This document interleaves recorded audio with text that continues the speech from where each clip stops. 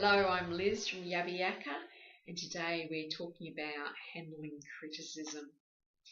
So, from time to time, we all experience this feeling of being criticized.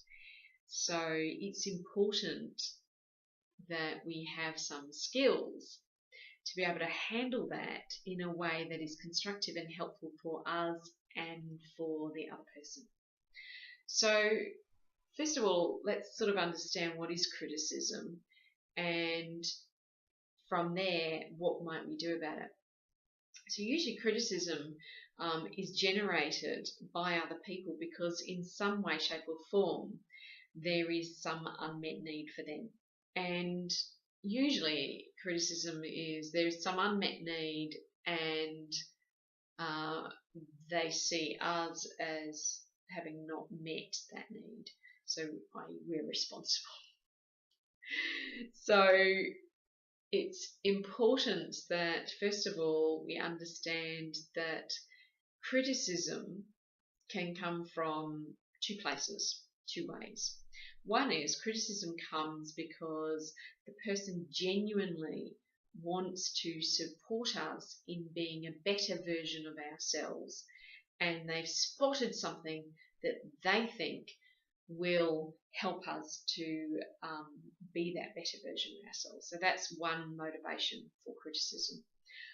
The other motivation for criticism is that there is some suffering on the part of the person criticizing because they have got some unmet need, and really what they're sending us is an SOS that says, my need wasn't met, please help, please help. So if we have a look at criticism that way, then first of all, that enables us to think about it in a really, really different way. So if we think about the first one, which is the person genuinely wants to help us, then, immediately the defenses go down. It's like, how awesome is that? This person's prepared to go out on the line and tell me something that might be unpleasant, that I might not want to hear. And they're prepared to do that because they want me to be a better version of myself. What is not to love about criticism? Yeah, so immediately we're in a place that goes, okay, brilliant, bring it on, tell me about it. What is it that you think that I could be doing better?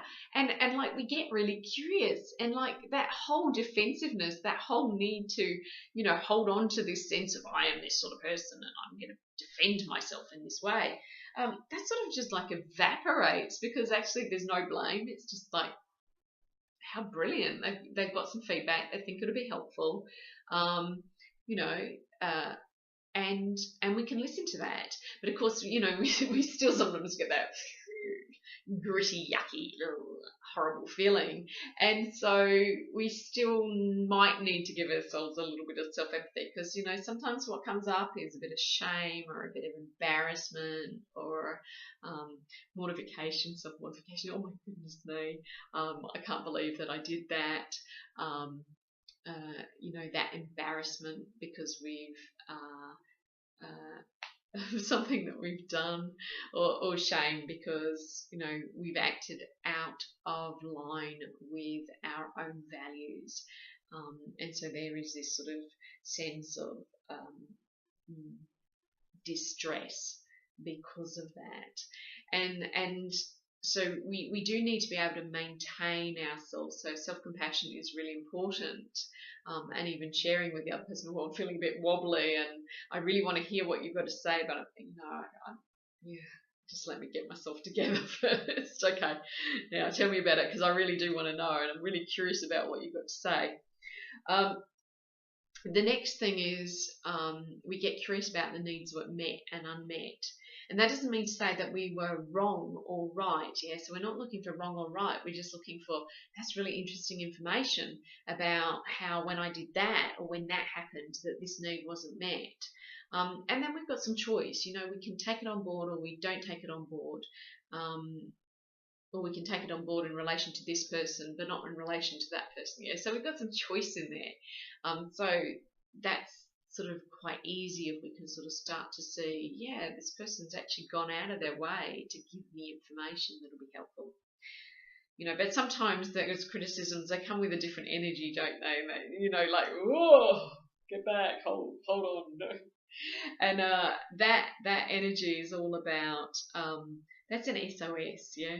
Because like those ones where they criticize you and it's sort of got you think, oh my God, there's a bit of anger behind that. That's just anger's just frustrated love. That's all anger is. Anger's frustrated love. Like there's somebody there that says, I've got this deeply precious, important need, and I'm really hoping that you'll meet it, and I really want you to meet it, and like you didn't do this and you didn't do that, and in that moment, that person's saying, I have this precious need. I really need your help, and they're sending you an SOS. So if you can step out of your own sense of self, your own sense of I am this sort of person, and who are they to say that sort of thing, and instead step into that space that says, okay, they've got something that's deeply important to them. There's something that some need of theirs that isn't being met. It allows us to at least give empathy and meet that person where they are at. And maybe gives us some useful and helpful information about how we can better support the needs of that person going forward. So either way, criticism incredibly powerful, incredibly helpful. If only we can turn it around and see it in that light. And the important thing with all of that is really strong practices of self-compassion and self-care, because it's that enables us to take this sort of slightly different view when we hear criticism.